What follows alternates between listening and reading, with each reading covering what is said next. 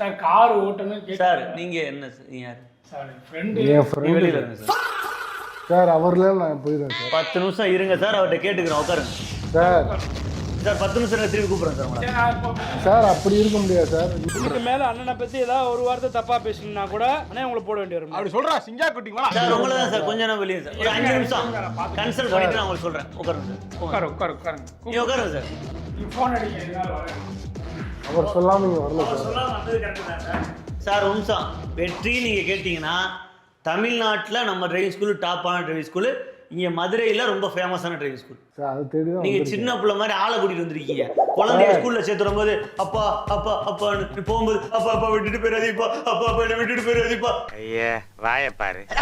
கதறீங்க, ஏன் கதறீங்க sir? உண்மையாதான் sir. பயப்படக்கூடாது sir, நாங்க தான் கார் சொல்லி கொடுப்போம். சரி, இவரை வச்சுக்கிட்டே தான் நான் கார் ஓட்ட சொல்லி கொடுக்க முடியுமா உங்களுக்கு? யாரையும் தெரியாம நான் மட்டும் தனியா போயிருக்கேன் சார். நீங்க யாரும் தெரியாம போறதுக்கு என்ன செய்யுது? என்ன சார் இது தப்பா? நம்ம பாகிஸ்தான் எல்லைக்கா வந்திருக்கியா? தூக்கி அடிச்சிடும் பாத்து.